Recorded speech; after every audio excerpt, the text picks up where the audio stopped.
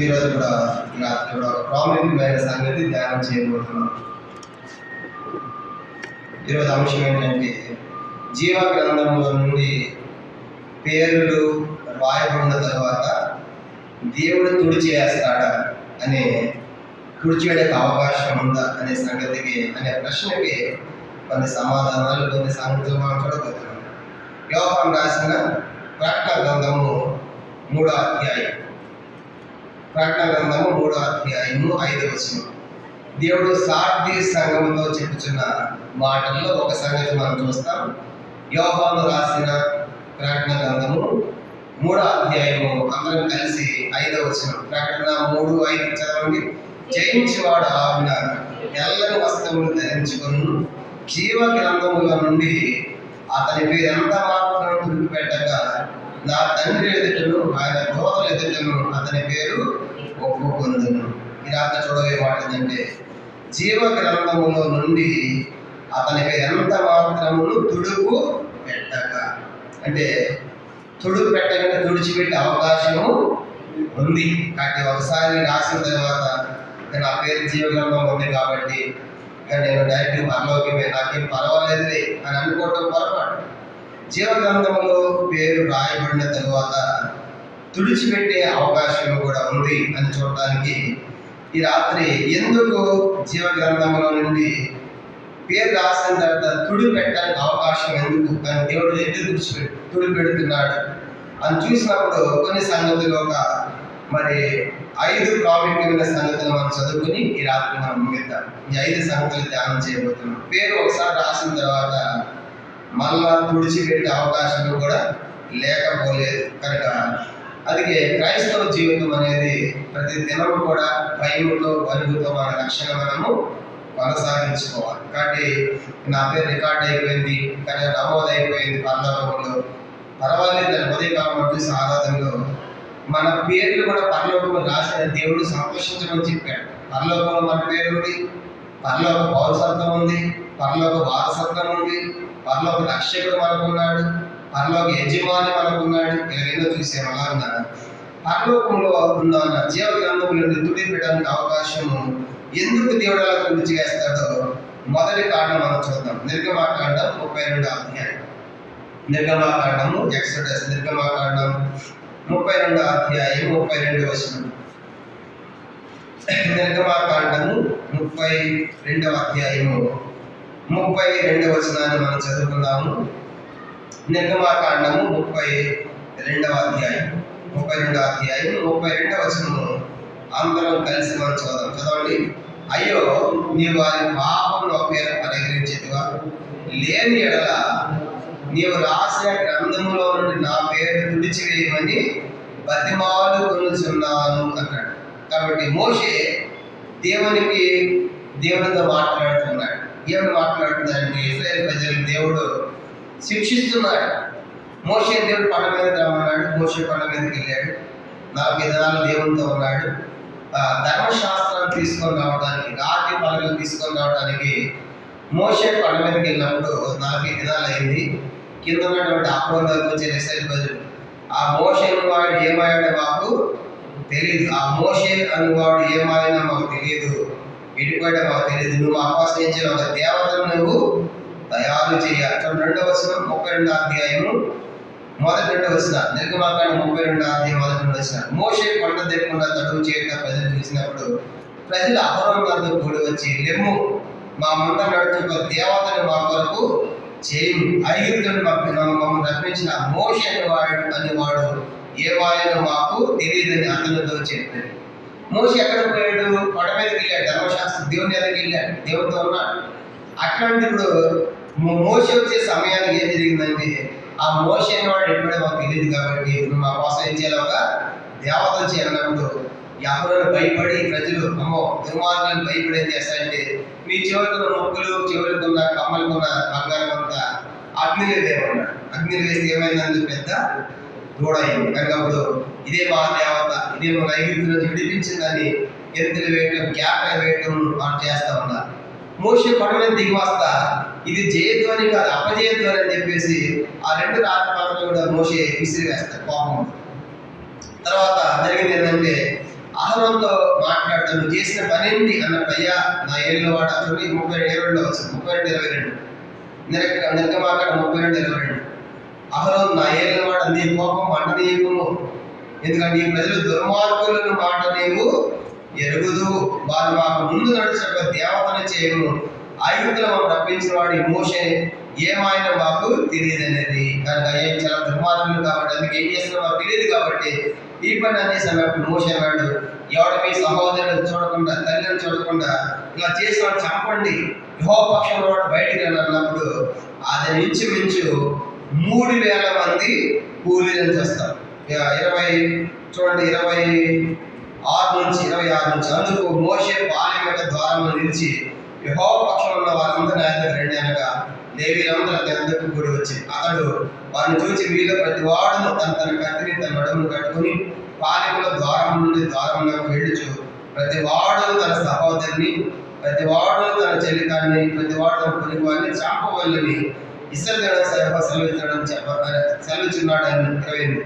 లేవీయుల మోషే మాటకు పిలిచే ఆ దినమున ప్రజలు ఇంచుమించు 3000 మంది కూలిరి. అంటే మోషే ధర్మశాస్త్రాన్ని తీసుకొచ్చిన రోజు 3000 మంది చనిపోయారు. ధర్మశాస్త్రం వచ్చిన రోజు 3000 చనిపోయారు. కొత్త నిబంధనలో కృప యేసు ప్రభు యొక్క సువార్త ప్రకటిస్తే 3000 మంది రక్షణ పొందారు. అపోస్తల కార్యాలను మనం చూస్తాము, ఇంచుమించు 3000 బాప్తీసాలు మొదటి దినం 50వ దినమున యెరూషలేములో జరిగినట్లుగా మనం చూస్తాం. అందుకే యోహాను సువార్త 1:17 ఏముంది, ధర్మశాస్త్రం మోషే ద్వారా కలిగింది, కృపై సత్యము యేసుక్రీస్తు వలన కలిగింది. ధర్మశాస్త్రం చెప్పింది, దేవుని కృప బతికించింది. ఇక్కడ అంశం ఏంటంటే టాపిక్, ఇప్పుడు వాళ్ళు ఎందుకు దేవుడు వారిని శిక్షిస్తూ ఉన్నాడంటే వాళ్ళు పాపము చేశారంట. 32 వచనం, అయ్యో నీ వారి పాపం ఒకవేళ పరిహరించిందివా. ఇప్పుడు నువ్వు వాళ్ళ పాపాన్ని పరిహరించకపోతే నీ గ్రంథం నుంచి నా పేరు విడిచిపెట్టు అని ఇప్పుడు మోషే ఇశ్రాయేలు పక్షముగా అడ్డుపడుతున్నాడు. ఇశ్రాయేలు పక్షముగా నువ్వు తుడిచివేయకపోతే నా పేరు తుడిచివేయి, వాళ్ళు క్షమించకపోతే నా పేరు తుడిచివేయి. 33 చూడండి, నిర్గమాకాండ 32-33. అందుకు యెహోవా ఎవడు నా ఎదుట పాపము చేసినో వాడిని నా గ్రంథంలో నుండి తుడిచి వేయి. చెప్పండి, గ్రంథంలో పేరు తుడిచివేయబడిన కారణం ఏంటంట పాపం. అంటే రక్షించబడి పాపము చేసిన తర్వాత ఆ పాపం చేసిన దేవుడు ఏమంటాడు, పాపము చేసిన వారి పేరు తుడిచివేయబడుతుంది. కనుక పాపము చేసిన వారి పేరు తుడిచివేయబడుతుంది. అది ఇప్పుడు వాళ్ళు పాపం చేశారు కాబట్టి మోషే అన్నాడు, అయ్యా వాళ్ళని పరిహరించి లేకపోతే కదా నా పేరు తుడిచివేయంటాడు. కానీ రాత్రి మనం జ్ఞాపకం చేసుకోవాలి, క్రైస్తవ జీవితం అన్నది చాలా జాగ్రత్తగా మనం బ్రతకాలి. కాబట్టి మన పేరు రాసిన తర్వాత నా పేరు రాయబడింది కాబట్టి నా ఇష్టానుసారంగా పాపం చేసిన పర్వాలేదులే అని మనం అనుకోకూడదు. గొర్రెకాలు చెప్పిన నీకు బోధ ఏంటి, జాగ్రత్తలు చేసిన శైలంతో చేసినాం కాబట్టి ఆత్మకి ఏం కాదని చేర్చలే అని అనుకుంటున్నారు. కనుక సంఘములు కొంతమంది అలాంటి బోధ చేశారు. జాగ్రత్త పాపం దేవుడు చెప్తా ఉంటే జాగ్రత్త శరీర సంబంధమైనది కాబట్టి విచారం చేయవచ్చులే పర్వాలేదు, ఎందుకంటే ఇది ఆత్మకు అంటది కదా అనే బోధే నికోలాయిల బోధ. అట్లాంటి వారు ఉన్నారు. అందుకే కొత్త నిబంధనలు మత్తయి 5లో ఒక స్త్రీని మోహపు చూపుతూ చూసి అప్పుడే ఆమె విచారము చేసిన ప్రభు చెబితే శరీర సంబంధమైన విచారం చేయవచ్చినటువంటి బోధ నికోలాయిల బోధ. కాబట్టి ఈనాడు చాలా మంది విశ్వాసం సేవకులు పెద్దలైన వారు ఈ జాబితాలో ఉన్నారు. కనుక రక్షించబడిన తర్వాత కూడా వాళ్ళ పాపం చేసేవారు ఉంటున్నారు. కానీ రాత్రి మనం జాగ్రత్తగా బ్రతకాలి.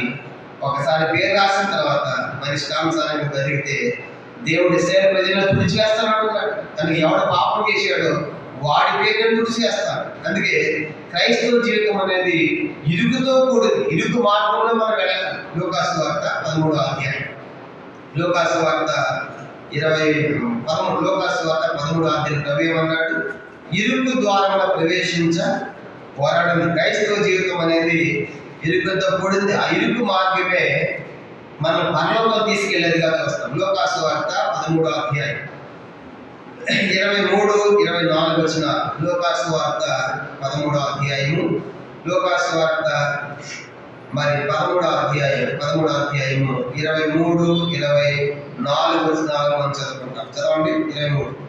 ఒకడు ప్రభు రక్షణ పొందువారు 10 మంది అయినా ఆయన అడుగా ఆయన వారిని చూసి ఇరుకు ద్వారం ప్రవేశింప పోరాడి అనేక ప్రవేశము చూపుతుంది కానీ వారి వలన కాదని మీద చెప్తుంది. ఇరుకు ద్వారంలో ప్రవేశించండి.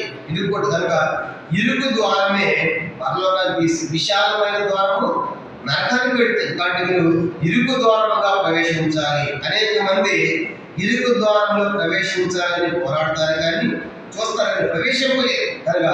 అంటే పరలోక రాజ్యం అంత ఒక్కటిగా వెళ్ళేది కాదు కనుక ఇరుగుతో పోరాటంతో క్రైస్తవ జీవితము పోరాటంతో కూడింది. కానీ లోకంలో మన శరీరంతో కంటితో చెవితో వీటన్నిటితో మనం పోరాడాలి. కంటితో పాపం చేయకుండా, చెవితో పాపం చేయకుండా, శరీరంతో పాపం చేయకుండా మనము ఇరుకు ద్వారముల కోసం మనము ఈ లోకంలో పోరాడవలసిన వారు ఉన్నాం. కాబట్టి అందుకే ప్రకటన 3వ అధ్యాయము ఏమంటాడు? ప్రకటన 3వ అధ్యాయము మనము పాపముతో లోకముతో అన్నింటిలో మనం ఈ లోకంలో పోరాడాలి. పరలోకం పోరాడి ప్రకటన 3వ అధ్యాయము 21వ వచనం. ప్రకటన 3వ అధ్యాయము 21. ప్రకటన 3వ అధ్యాయం ప్రకటన 21వ వచనం. మారు మనసు పొందడం నేను దానికి సమయం ఇచ్చింది కానీ అది తన జాగ్రత్తను విడిచిపెట్టినట్టు మారు మనస్సు పొందనవలదు. కాబట్టి ప్రభు అవకాశం ఇచ్చినప్పుడు మనము జాగ్రత్త పడాలి. కాబట్టి మారు మనసు పొందడానికి అవకాశం ఇచ్చాడు. అయినప్పటికీ కూడా జాగ్రత్తని విడిచిపెట్టాలి, పాపాన్ని విడిచిపెట్టాలి. కాబట్టి మనము పాపముతో, లోకముతో, శరీరంతో, మరణంతో ఈ లోకంలో అన్నింటిలో పోరాడాలి. పోరాడి మనము విజయం పొందాలి. కాబట్టి జీవ గ్రంథంలో నుండి పేరు ఎందుకు మొట్టమొదట తుడిచిపెట్టబడుతుంది అని చూసినప్పుడు చెప్పలేదంటే ప్రభావితాడు ఎవరు పాపము చేసినో వారి పేరు నా గ్రంథంలో నుండి తుడిచివేస్తాను. నిజంగా మాట్లాడి 33 చెప్పాడు. 32వ అధ్యాయం 33వ వచనంలో పాపము చేయటం ద్వారా జీవ గ్రంథంలో నుండి పేరు తుడిచివేయబడుతుంది. అది సేవకుడైనా, సంఘటనైనా, విశ్వాసం ఎవరైనా సరే. కాబట్టి మినహాయింపు లేదు. కాబట్టి మనము పాపము చేయకుండా ఈ లోకంలో క్రైస్తవ జీవితం ఇరుకుతో కూడింది. కాబట్టి ఇరుకు పోరాటాలను మనము పోరాడవలసిన అనుకుంటున్నాం. ఇది మొదటి ప్రాముఖ్యమైన సంగతి. జీవ గ్రంథంలో నుండి పేరు ఎందుకు తుడిచేయబడుతుందంటే పాపము చేయుట. కానీ రాత్రి ఇంకెవరైనా కూర్చున్న వారిలో మీరు పాపములు ఉంటే మీ పేరు గ్రంథంలో లేదు. కాబట్టి ఆ పరిహరించాలని ఆ ప్రభావి లోకానికి వచ్చాడు. తన ప్రశస్తమైన అమూల్య రక్తాన్ని కార్చాడు. కనుక యేసు రక్తము ప్రతి పాపముని మనం కడిగి పవిత్రంగా చేస్తాం. నమ్ముకుంటే చాలు, ఒప్పుకుంటే చాలు. ఈ రాత్రి యేసుని పాపం అంటే ఈ రాత్రి పాపను తుడిచివేస్తాడు. అలా ఉన్న నీ పేరు గ్రంథములో ఉంటుంది. నువ్వు పాపములో ఉంటే గ్రంథంలో నీ పేరు ఉండదు. గ్రంథంలో తుడిచివేస్తాడు, నువ్వు పాపములో ఉంటావు. ఇది మొదటి కారణం. జీవ గ్రంథంలో నుండి పేరు తుడిచేయబడడం మొదటి కారణం ఏంటంటే పాపము చేయుట. రెండో చూద్దాము. రెండోది లోకాసు వార్త 10వ అధ్యాయం. జీవ గ్రంథంలో నుండి పేరు ఎందుకు తుడిచివేయబడుతుంది అని ఆలోచించినప్పుడు లోకాసు వార్త 10వ అధ్యాయం. లోకాసు వార్త 10వ అధ్యాయము 17వ వచనం చదువుకుంటాం. లోకాసు వార్త 10వ అధ్యాయం. అదే కాలంలో మనం చదివే మాట. లోకాసు వార్త 10వ అధ్యాయము 17వ వచనము, ఆ తర్వాత 20వ వచనం. మొదటి 17. ఆ 70 మంది శిష్యులు సంతోషంతో తిరిగి వచ్చి ప్రభువా, దయ్యములు కూడా నీ నామం వల్ల మాకు లోబడుచున్నామని చెప్పాడు. యేసు ప్రభువారు ప్రారంభంలో ఎంతమంది శిష్యులు ఏర్పరచుకున్నారంటే ప్రారంభంలో 70 మంది. 10వ అధ్యాయం మొదటి వచనం చూడండి. 10వ అధ్యాయం మొదటి వచనం కూడా 10 మొదటి వచనం. అటు తర్వాత ప్రభు 70 మంది ఇతరులను నియమించి ప్రతి ఊరికి వారిని ప్రతి చోటికి తరగడం ఇద్దరిద్దరినిగా పంపారు. కనుక ప్రారంభంలో యేసు ప్రభువారి శిష్యులు అంటే 12 కాదు. ప్రారంభంలో ఎంతమంది? 70 మంది శిష్యులు. 70 మంది వెంటబడ్డారు. 70 మంది ఆయన అమ్మడించి మిగతా ఏమైపోయారంట? యోహాను సువార్త ఇచ్చినప్పుడు అక్కడ ఏం జరిగింది? యోహాను సువార్త 6వ అధ్యాయం. ఈ 70 మంది కూడా అద్భుతాలు చేసిన వాళ్ళు. దేవుడు వెళ్ళగొట్టారు. ఎలా దేవుడు చూడు. లోక 11 ఏమన్నాడు? లోక 11వ అధ్యాయం 20వ వచనం. ఆయనలో దయ్యము మీకు లోబడుతున్న సంతోషంగా మీ పేరు పరలోకమందు రాయబడినవని సంతోషించిన వాళ్ళతో చెప్పారు. ఇప్పుడు 70 మంది శిష్యులు పోయి దయ్యాలు వెళ్ళగొట్టడం, దయ్యాలు తీసే 70 మంది శిష్యులు కూడా దయ్యాలు లోపడ్డాయి. 70 మంది పేర్లు ఎక్కడ రాయబడ్డాయి? పరలోకం రాయబడ్డాయి. 70 మంది శిష్యుల పేర్లు రాయబడ్డాయి. అయితే ఏం జరిగింది? యోహాను సువార్త 6వ అధ్యాయం. యోహాను సువార్త 6వ అధ్యాయము 66 వచ్చేటప్పటికి అనేకులు 70 మందిలో మిగతా వాళ్ళు వెనక్కి వెళ్ళిపోయారు. యోహాను సువార్త 6 యోహాను సువార్త 6:66 చదవండి. అప్పటి నుండి ఆయన శిష్యులు అనేకులు వెనక తీసి మరి ఎన్నడూ ఆయనను వెంబడింపలేదు. యేసు ఏం చెప్పాడంటే, నా శరీరం తిని నా రక్తము తాగువాడే నిత్యజీవం కలిగిన వాడని ప్రభు చెబితే వాళ్ళు అనుకున్నారు, ఆయన శరీరం తినడం ఏంటి, ఆయన రక్తం తాగడం ఏంటి, ఇది కఠినమైన మాటే అని అనుకున్నారు. అంటే యేసు ప్రభు వారి యొక్క బోధ వాళ్ళకి అర్థం కాదు, ఇది కఠినమైనది, ఇది ఎవరు వింటారు అనుకున్నారు. అలాగే వచ్చారు యోహాను సువార్త 6:52 కూడా చెప్పాడు, నా రక్తం తిని నా శరీరం తాగితే నిత్యజీవం గలవాడని ప్రభు చెబితే వాళ్ళు ఏమన్నారు?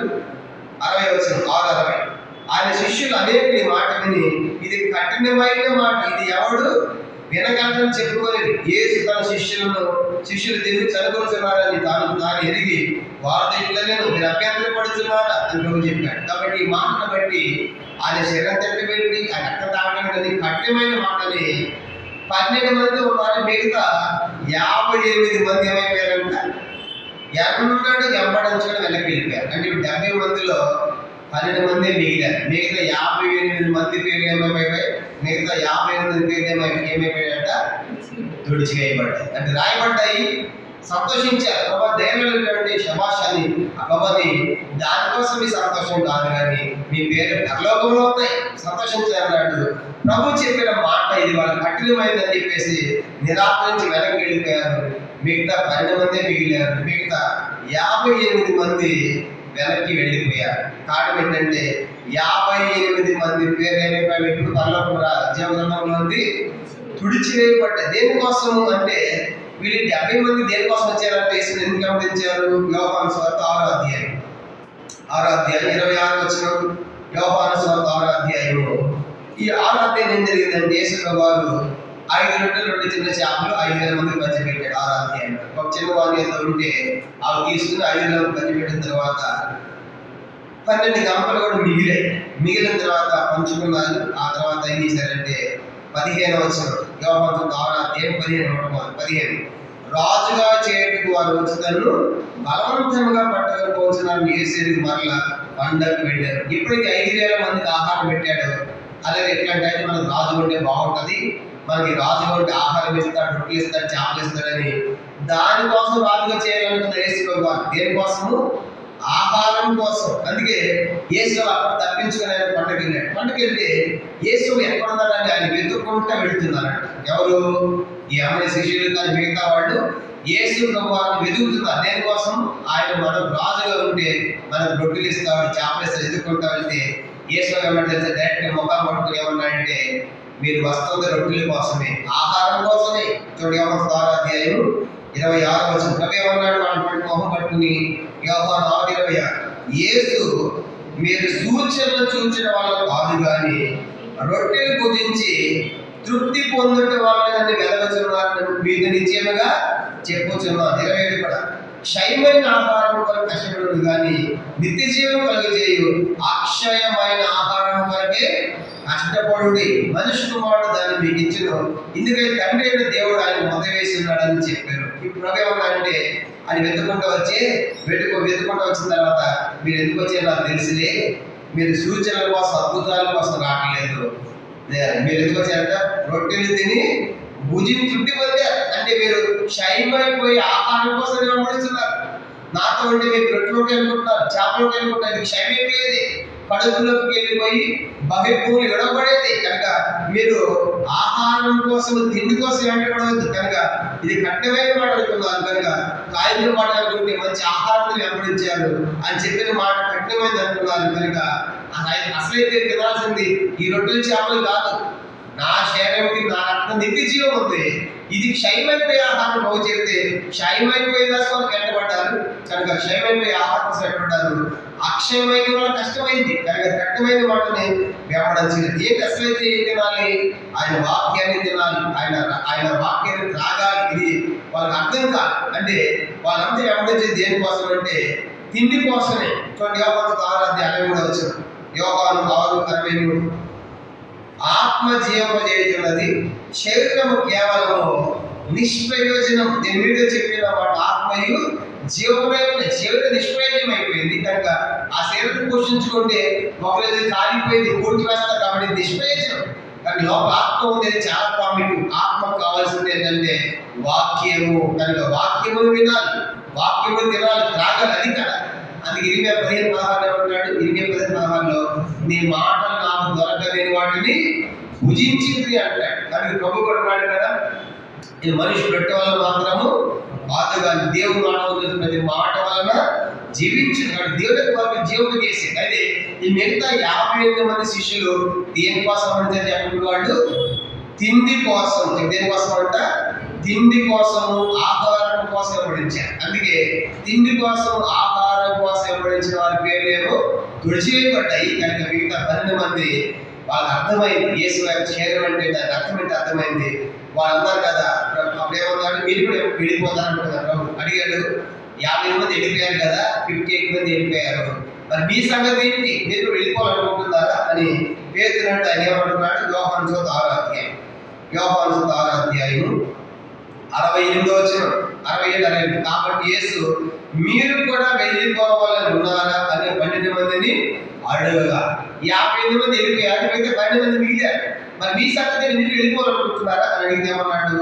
68 సీమోను పేతురు, ప్రభువా ఎవరైతే వీడు నీవు నిత్య జీవపు మాటలు గలవాడు, నీవే దేవుని పరిశుద్ధులను మేము విశ్వసించి ఎరిగలం ఆయనతో చెప్పారు. కానీ ఎక్కడ పోతాం ప్రభు అని చెప్పేసి నిత్య మాటలు కూడా అని పేతురు చెప్పారు. అంటే 12 మంది మిగిలారు. రెండో సంగతి ఏంటంటే ఈ లోకము అందుకేసుకోమని చాలా మంది ఈ లోకము మట్టిగా నమ్ముకునే వాళ్ళు చాలా మంది ఉన్నారు. ఆహారం కోసం నమ్ముకునే వాళ్ళు, రేసులు నమ్ముకుంటే మంచి ఆహారం ఇస్తారు, మంచి రొట్టెలు ఇస్తారు.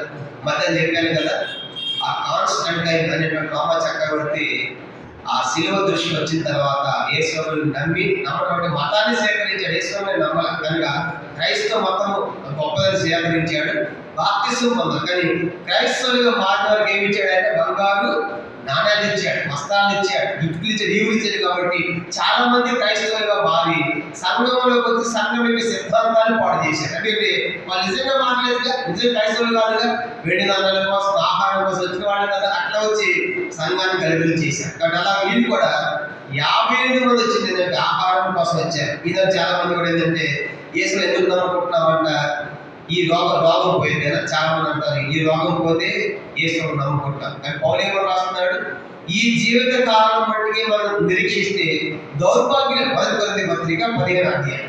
ఈ జీవిత కాలం కోసం మనం నమ్మడం కాదు, కనుక దానికోసం మనం నమ్ముకోకూడదు.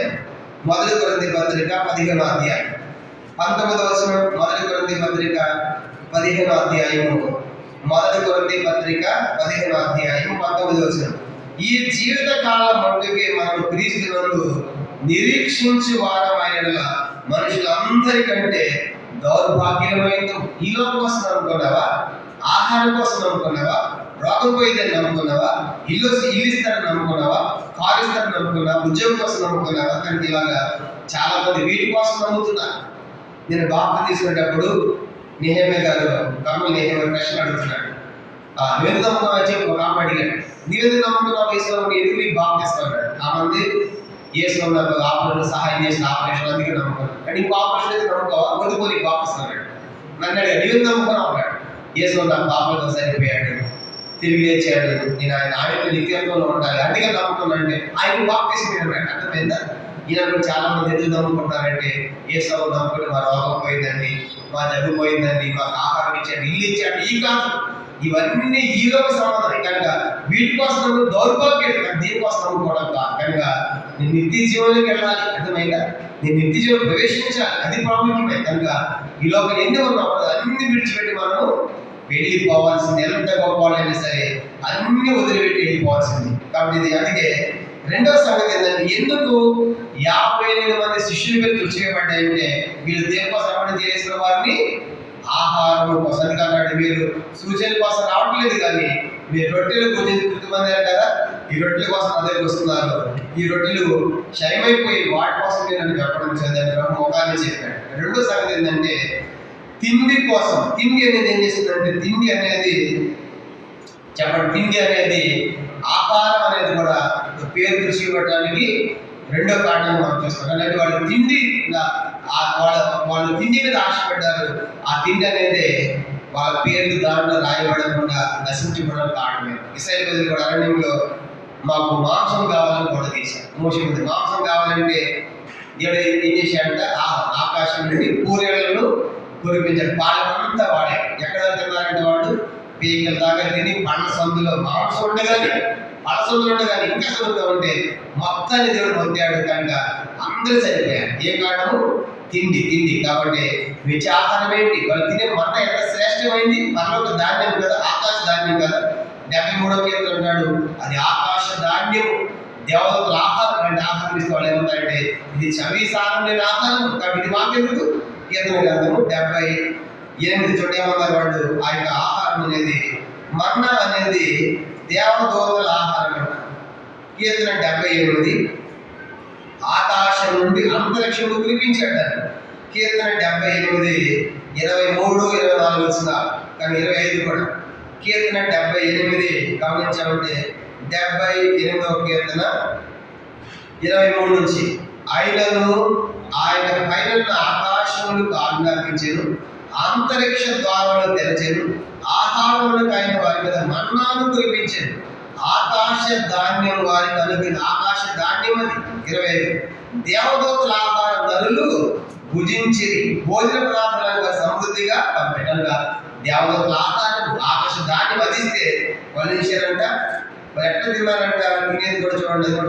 78వ కీర్తన 17, 18 వచ్చిన. కీర్తన 78, 17, 18 ఆయనను వారు ఆయన విరోధంగా ఇంకనూ పాపం చేసి వచ్చి అడవిలో మహోన్నత తిరుగుబడి వారు తమ ఆశ కొలది ఆహారం అడుగుతూ తమ హృదయంలో దేవుణ్ణి శోధించి ఆశ కొలది అడిగారంట. కనుక ఆశ కొలది ఆహారాన్ని అడిగారు. అందుకు దేవుడు చేశాడంటే వాళ్ళ యొక్క ఆహారం వాళ్ళు తినత ఏం చేశాడంట.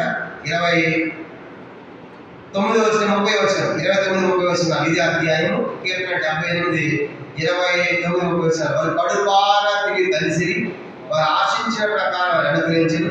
వారి తీరక మునిపే ఆహారం ఇంకా వాళ్ళు నోడలో ఉండగానే దేవుని కోపం వారి మీద దిగను.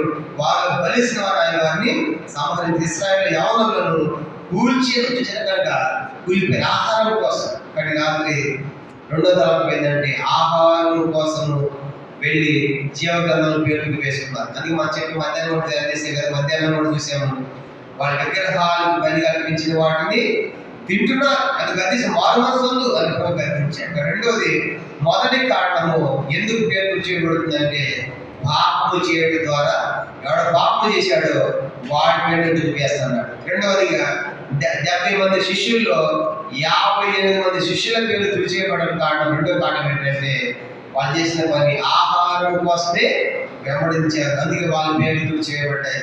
12 మంది మిగిలిన. రెండో కారణం. మూడవదిగా ఈ 12 మందిలో కూడా మరొకటి పేరు చేయబడింది. అపోస్తల కార్యములు మొదటి అధ్యాయం చూడండి. అపోస్తల కార్యములు 2 సంవత్సరాలు మనం ముగిద్దాం. అపోస్తల కార్యములు ఇది 3వ సంగతి. మొదటి అధ్యాయం చూసినప్పుడు ఈ 12 మందిలో కూడా మరి ఒకరి పేరు చేయబడింది. అపోస్తల కార్యములు మొదటి అధ్యాయం 24 నుంచి చదువుతున్నాను. అపోస్తల కార్యం మొదటి అధ్యాయం 24. ఇద్దరిని ప్రార్థన చేసి అందరి హృదయం ఎదిగిన ప్రభువా తన చోటికి పోవడం యోధ తప్పిపోయి పోగొట్టుకుని ఈ పరిచర్యలోను అపోస్తలులను పాల్గొనేందుకు వీరిద్దరు నీవు ఏర్పరచని కనుపరచమని అందరి వారు వెండు చీట్లు వేయగా మత్తి పేరట చీటి వచ్చింది కనుక అతని 11 మంది అపోస్తలు కూడా లెక్కింపబడారు. కంటుడు ఇస్కరియోతు యోధ గురించి రాయబడింది. తన చోటికి పోవటకు తప్పిపోయి పోగొట్టుకున్న యోధ ఎక్కడికి వెళ్ళాలో అక్కడికి వెళ్ళలేకపోయారు. యోధ ప్లేస్ ఎవరు వచ్చారంటే మత్తి వచ్చారు. కారణం ఏంటి? యోధ పేరు ఎందుకు చేయబడింది? పైన మొదటి అధ్యాయము గమనించాలంటే అపోస్తల కార్యములు మొదటి అధ్యాయం మనం గమనించినప్పుడు ఇతను ఎట్లాంటి వాడు 17 నుంచి అతను మనలో ఒకటి ఎంచబడిన వాడే ఈ పరిచర్యలో పాల్గొందని.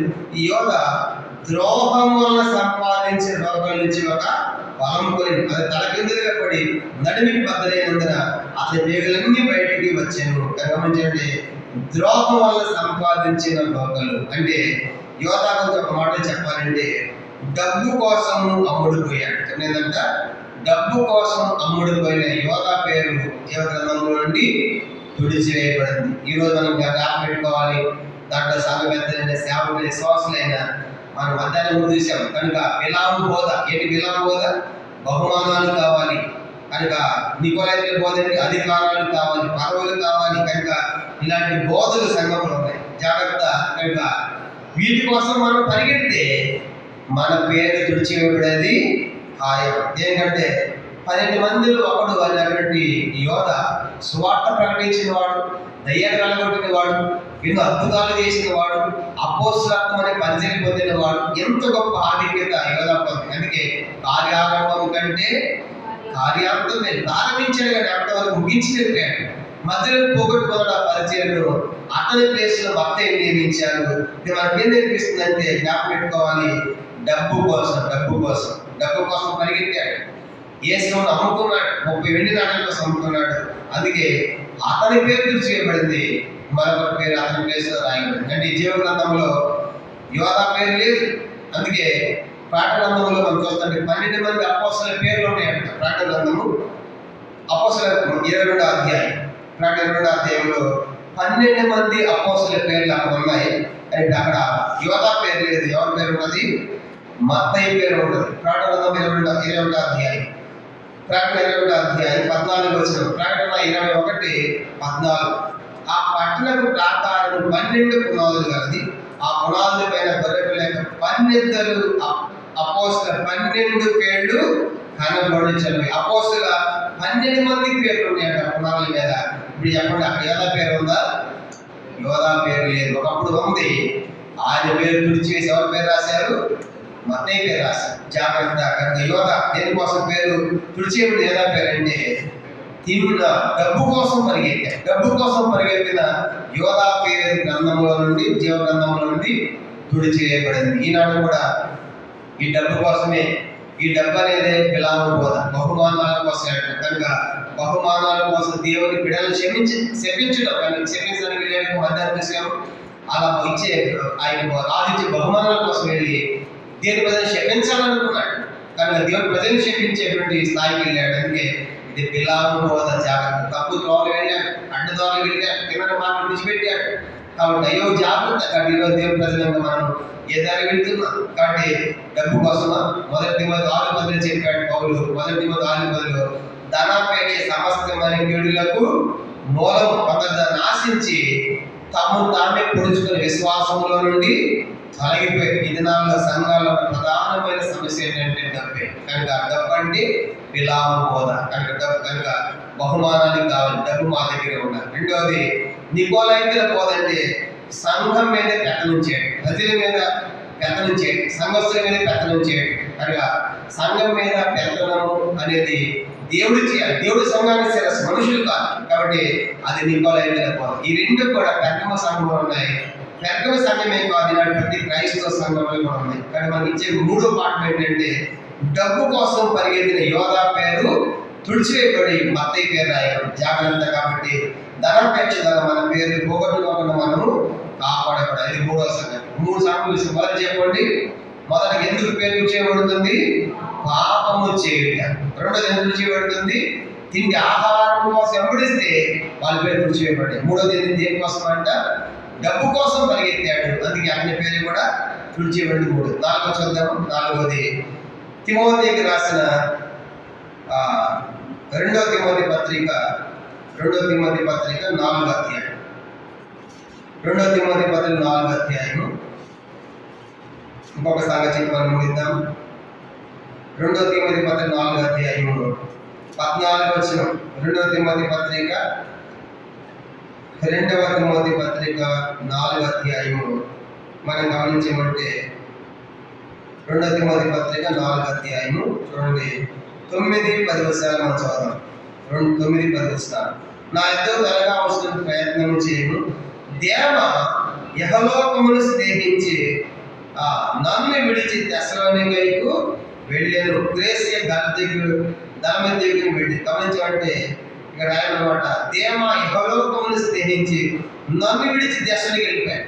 దేవ అనేవాడు పౌలు చెప్తున్నాడు. ఆ దేవ అనేవాడు వచ్చాడు నాతో పాటు వాడు ఎట్లాంటి వాడు అంటే ఎప్పుడైతే ప్రారంభంలో బాగా చివరికి నన్ను వాడు లోకంలోకి వెళ్ళిపోయాడు. అర్థమైందా? కనుక ఈ లోకం స్నేహించి లోకపు ఆశలు కనుక నటనలు అతను పట్టుకున్నాయి. ఆ యొక్క టెస్లోనిక్ అనేటువంటి పట్టణము చాలా భయంకరమైన పట్టణం, విగ్రహాత్మక పట్టణం. ఆ పట్టణంలో ఉన్నటువంటి ఆ వస్తువులు అతను ఆకర్షించాయి ఎవరిని?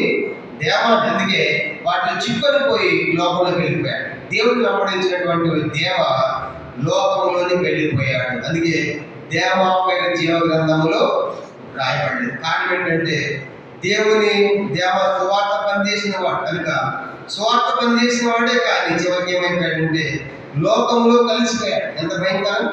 దేవుని పని చేసిన వాడు చివరికి లోకంలో కలిసిపోయిన మరి దేవాగా మనకు కనపడతాడు. చూడండి, కొలస్సీ పత్రిక 4వ అధ్యాయం. ఒకప్పుడు ఇతడు దేవుని పని చేసిన వాడు.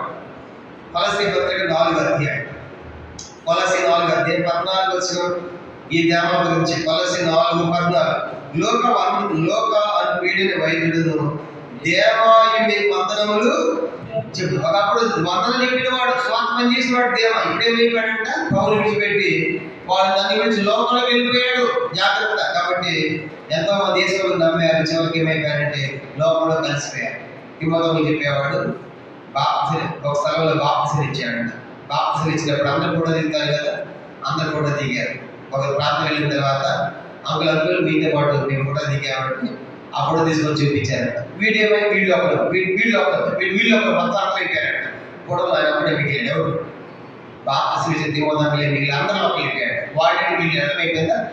దేశంలో నమ్మి బాప్తిసాలు పొంది చివరికి ఏమైపోయాడంతా లోపలికి వెళ్ళి ఫోటోలు ఆయన అప్పుడే మిగిలాడు. ఇలాంటి జాగ్రత్తగా ఎంతో మంది దేవాలయం వాళ్ళు ఉన్నారు. వెంబడించి దేవుని పని చేసి దేవుని ప్రకటించి ఎవరికి లోపల కలిసిన వాళ్ళు ఎంతో మంది నేర్పలు. ఈ రాత్రి అట్లాంటి వారి పేర్లు అంతా గుర్తు చేయబడుతున్నాయి. అందుకే దేవా పేరు కూడా పరలోకంలో లేదు. అందుకే ఎందుకంటే వెంబడించిన వాడు వందలు చెప్పి వాడు చెప్పిన ఏమంటే పౌలు అంటాడు, నన్ను విడిచి వాడు లోకంలోకి వెళ్ళిపోయాడు. లోకాన్ని స్నేహించాడు, అంటే లోకాన్ని పట్టేసింది, లోకం ఈడ్చుకుని పోయింది, అది జయించలేకపోయాడు. లోకంలో కలిసిపోయిన దేవగా మనకు కనబడతాడు. ఇతడు 4వ కాడు. కనుక లోకాన్ని జయించని వారు, కనుక లోకంతో కలిసిపోయేటువంటి వారు, లోకంలో జయించని వారి పేర్లు పరలోకంలో జీవనం తుడిచివేయబడ్డారు. అందుకే జయించువాడిని మనం పరిపాలన చూస్తున్నాము. జయించువాడి పేరే పరలోకంలో మనకు ఉంటుంది.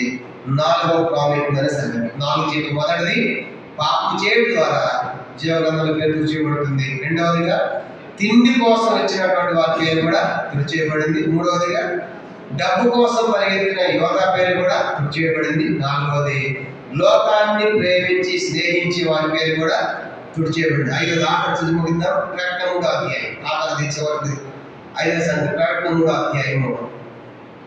ప్రకటన 3వ అధ్యాయము 5వ వచనం చదువుతూ ముగిద్దాం. ప్రకటన 3వ అధ్యాయము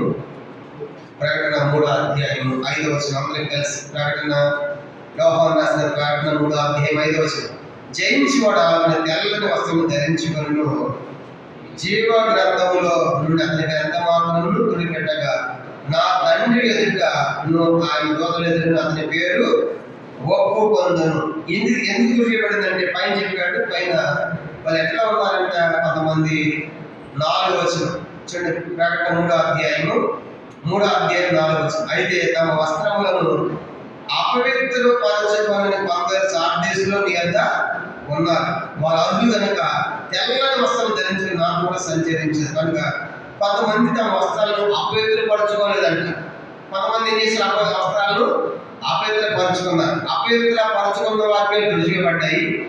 అపవిత్రపరచుకోకుండా పరిశుద్ధంగా జీవించిన వారి పేరు ఏమో గ్రంథంలో రాయబడి తెల్లని వస్త్రాలు ధరించుకొని వాళ్ళ పేరు జీవగ్రంథంలో ఉన్నాయి. కానీ ఇప్పుడు 5వ సంగతి ఆపద ఏంటంటే అపవిత్రుల యొక్క పేర్లు జీవగ్రంథంలో నుండి తుడిచేవాడు. అపవిత్రత పాపం కనుక అపవిత్రులైపోయారు.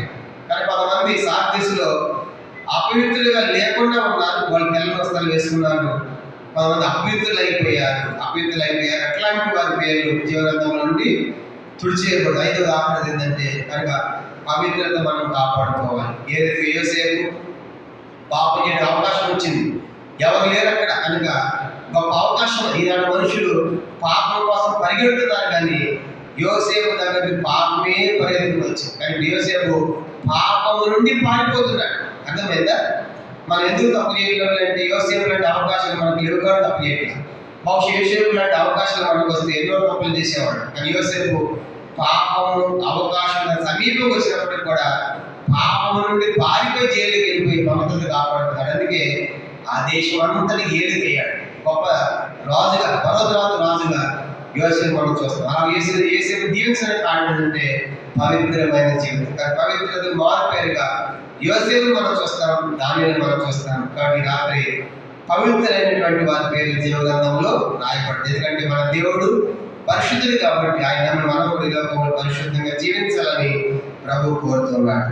ఈ రీతిగా ఈ వాక్య వెలుగులో మనం పరీక్షించుకుంటాం. మొట్టమొదటిగా మనలో పాపం ఉంటే మన పేరు తుడిచేయబడుతుంది. రెండవదిగా తిండి కోసం, రొట్టెల కోసం, ఆహారం కోసం వచ్చి ఉంటే వాళ్ళ పేరు తుడిచేయబడింది. మూడవదిగా డబ్బు కోసం వచ్చిన యోధా పేరు కూడా తుడిచేయబడింది. నాలుగవదిగా స్వార్థ పనిచేసిన దేమ లోకాన్ని జయించలేక లోకంలో కలిసిపోతే అతని పేరు తుడిచేయబడింది.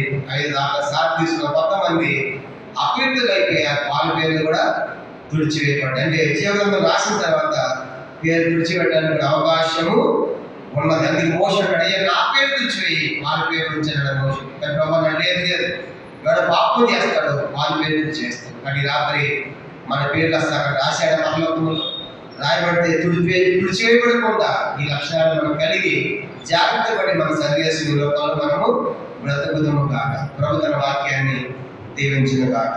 ఆమేన్. ప్రార్థన చేసుకుంటాం. ప్రార్థన. ఈ వాక్య వెలుగులో